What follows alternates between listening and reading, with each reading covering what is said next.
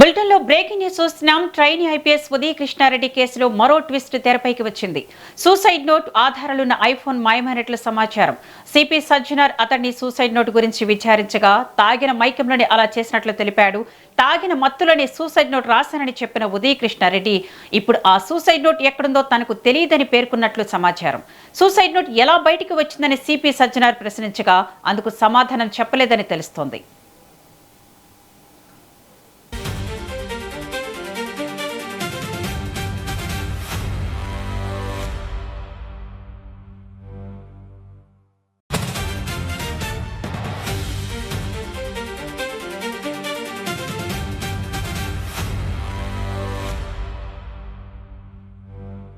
Trainee IPS Uday Krishna Reddy కేసులో మరో twist తెరపైకి వచ్చింది. సూసైడ్ నోట్ ఆధారాలున్న ఐఫోన్ మాయమైనట్లు సమాచారం.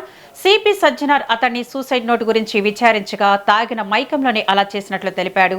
తాగిన మత్తులోనే సూసైడ్ నోట్ రాశానని చెప్పిన ఉదయ్ కృష్ణారెడ్డి ఇప్పుడు ఆ సూసైడ్ నోట్ ఎక్కడుందో తనకు తెలియదని పేర్కొన్నట్లు సమాచారం.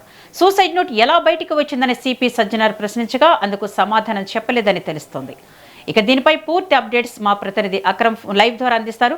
అక్రమ్, చెప్పండి, ఉదయ్ కృష్ణారెడ్డి అయితే విచారణలో మౌనంగా ఉన్నట్లు సమాచారం తెలుస్తోంది. దీనికి సంబంధించిన డీటెయిల్స్ ఏంటి? ట్రైనీ ఐపీఎస్ ఉదయ్ కృష్ణారెడ్డికి సంబంధించినటువంటి కస్టడీ విచారణ కొనసాగుతుంది. మొత్తంగా 2 రోజుల పాటు కూడా కస్టడీకి కోర్టు అనుమతించిన విషయం మనందరికీ తెలిసిందే. దానిలో భాగంగానే అదే విధంగా ఈ రోజు కూడా సమయం ఉదయ్ కృష్ణారెడ్డికి సంబంధించిన పూర్తి 2 రోజులు మొన్న నిన్న కూడా దానికి సంబంధించినటువంటి పూర్తి విచారణ అయితే చేశారు. అయితే దీంట్లో ఇటు సిపి సజ్జనార్ అదే విధంగా డీసీపీ లావణ్య ఇద్దరు కూడా ఒక్కొక్క రోజు ఆ రూపంలో కూడా అతను విచారించిన పరిస్థితి కనిపిస్తా ఉంది. సో ఆ నేపథ్యంలో కూడా విచారణ జరుపుతున్న క్రమంలో చాలా ప్రశ్నలకు కూడా ఉదయ్ కృష్ణారెడ్డి సమాధానాలు చెప్పకుండా మౌనంగా ఉన్నట్లు కూడా తెలుస్తోంది. ఈ కేసులో చాలా కీలకంగా భావించినటువంటి ఆధారాలు ఏవైతే ఉన్నాయో, ఇటు సూసైడ్ నోటే కానీ లేకపోతే ఐఫోనే కానీ, ఈ రెండింటిని కూడా పూర్తిగా మాయం చేస్తున్నట్టు కూడా తెలుస్తోంది. మొదటి రోజు ఇటు సిపి సజ్జనార్ ఇటు ఉదయ్ కృష్ణారెడ్డిని విచారిస్తున్న క్రమంలో కూడా అసలు ఆ సూసైడ్ నోట్ ఎందుకు రాయాల్సి వచ్చింది, ఆ సూసైడ్ నోటు బయటికి ఎవరు లీక్ చేశారు, ఏంటి వంటి ప్రశ్నలన్నీ కూడా ఉదయ్ కృష్ణారెడ్డిని అడగగా ఉదయ్ కృష్ణారెడ్డి నేను పూర్తిగా ఫుల్ గా డ్రింక్ చేశాను, అంటే పూర్తిగా మద్యం ఎక్కువ తీసుకున్నాను, సో ఆ మద్యం మైకంలో ఏం చేస్తున్నానో తెలియక ఒక సూసైడ్ నోట్ రాసి నేనే ఆ సూసైడ్ నోట్ బయటకు వచ్చేదా చేశాను అంటూ కూడా చెప్పాను. మరి ఇప్పుడు ఆ సూసైడ్ నోట్ ఎక్కడుంది అని అడగడంతో అది ఎక్కడుందో తెలియదు, నేను మర్చిపోయాను, తాగిన మైకంలో ఎక్కడ పెట్టానో కూడా నాకు గుర్తులేదంటూ కూడా ఈ విధంగా పొందలేని సమాధానాలు, ఎక్కడ కూడా విచారణకు సహకరించే విధంగా సమాధానాలు చెప్పినట్టు కూడా ఎక్కడ కూడా తెలియట్లేదు. అదే విధంగా మనం ఈ కేసులో కీలక ఆధారంగా భావించినటువంటి ఐఫోన్ ఏదైతే ఉంటుందో, ఐఫోన్ లో ఉన్నటువంటి వీడియోసే కానీ అదే విధంగా చాట్స్ కాల్స్ రూపంలో ఉన్నటువంటి ఆధారాలన్నీ కూడా బయటకు తీసి ఫోరెన్సిక్ ద్వారా దాంట్లో ఉన్నటువంటి కీలక డేటాను సేకరించి ఈ కేసులో ముందుకు వెళ్దామని కూడా పోలీసులు భావించారు. ఆ నేపథ్యంలోనే అతని వద్ద ఉన్నటువంటి ఐఫోన్ ఎక్కడ ఉంది అని ఇటు అక్కడ ఉన్నటువంటి ఆ సిపి సజ్జనార్ ప్రశ్నించగా ఐఫోన్ కి సంబంధించినటువంటి ఆ ప్రశ్నకు పూర్తిగా మౌనం వహించినట్టు కూడా తెలుస్తుంది. అసలు ఆ ఐఫోన్ ఎక్కడ పెట్టాడు, ఏంటి, ఇచ్చి దాచారో ఏదో కూడా తెలియట్లేదు. ఇతనికి ఈ కేసులో ఎవరైనా సహకరించాలి, ఎందుకంటే ఇలాంటి కేసుల్లో సాధారణంగా ఇలాంటి ఆధారాలు దాచిపెట్టాలి, భద్రపెట్టాలి అంటే ఖచ్చితంగా స్నేహితులు, బంధుమిత్రులు ఎవరైనా సాయం చేస్తారు కాబట్టి సో అలా ఎవరైనా ఇతనికి సాయం చేశారన్న కోణంలో కూడా విచారణ ముందుకు తీసుకెళ్దాం అనుకున్నారు. అయినప్పటికీ కూడా ఎలాంటి ఆధారాల రూపంలో ఎలాంటి తను ఆ విచారణలో అతను ఇప్పుడు అధికారులు, పోలీసు ఉన్నతాధికారులకు సహకరించకపోవడం ఇదంతా కూడా చూస్తుంటే ఖచ్చితంగా ఉదయ్ కృష్ణారెడ్డి ఏదో దాస్తున్నాడు అనేది మాత్రం స్పష్టంగా కనిపిస్తుంది. సో 2 రోజుల విచారణ అయితే ముగిసిపోయింది. కస్టడీకి ఇచ్చినటువంటి గడువు ముగిసిపోవడంతో కూడా ఉస్మానియా ఆసుపత్రిలో తనకి ఆ ప్రభుత్వ వైద్యకు సంబంధించిన పరీక్షలు పూర్తిగా కూడా ఫినిష్ చేసి తను మళ్ళీ రిమాండ్ పంపించారు. అయితే ఈ 2 రోజుల కస్టడీ విచారణలో ఇటు పోలీసులు అనుకున్నటువంటి వివరాలు, ఆ ఇన్ఫర్మేషన్ ఏది బయటికి రాబట్టలేకపోయారు కాబట్టి సో మళ్ళీ ఉదయ్ కృష్ణారెడ్డిని మళ్ళీ కోర్టులో ఇటు సంబంధించిన కస్టడీ విచారణ కోరే అవకాశం కూడా స్పష్టంగా కనిపిస్తుంది. మరో 2 రోజుల కస్టడీ కోరినట్టు కూడా తెలుస్తుంది. సో ఒకవేళ మళ్ళీ కస్టడీ తీసుకుంటే ఈసారి ఖచ్చితంగా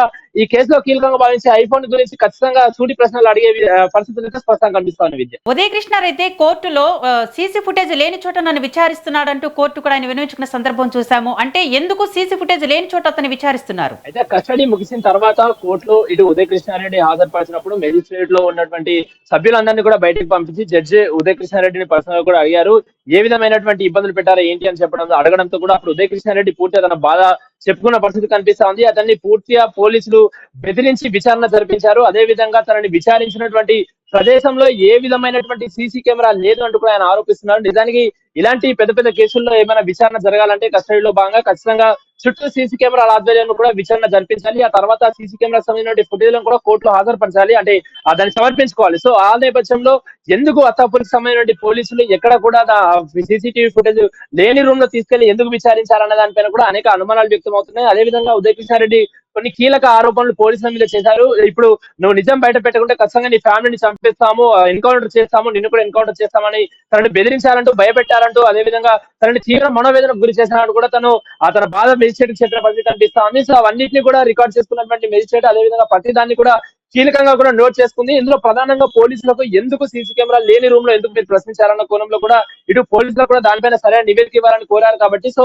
ఇప్పటికైతే పోలీసులు ఆ కస్టడీకి సంబంధించిన అంటే మీరు విచారణకు సంబంధించిన కస్టడీ తీసుకొని అందులో పూర్తిగా విచారించిన తర్వాత అసలు ఎందుకు అలా చేయాల్సి వచ్చింది, అతని దగ్గర ఏమేమి ఆధారాలు సేకరించడం ఏంటిది ప్రతిదీ కూడా కోర్టుకి లిఖితపూర్వకంగా నివేదిక అందిస్తామంటూ కూడా ఇటు పోలీసులు చెప్తున్న పరిస్థితి కనిపిస్తుంది. మరి చూడాలి విచారణ జరిగిన తర్వాత ఇటు ఉదయ కృష్ణారెడ్డి ఈ కేసులో నెక్స్ట్ విచారణకైనా నెక్స్ట్ కస్టడీకైనా సరైన నిజాలు బయట పెడతారా లేదా అనేది కూడా ఖచ్చితంగా వేచి ఉండాలి. Thank you Akram.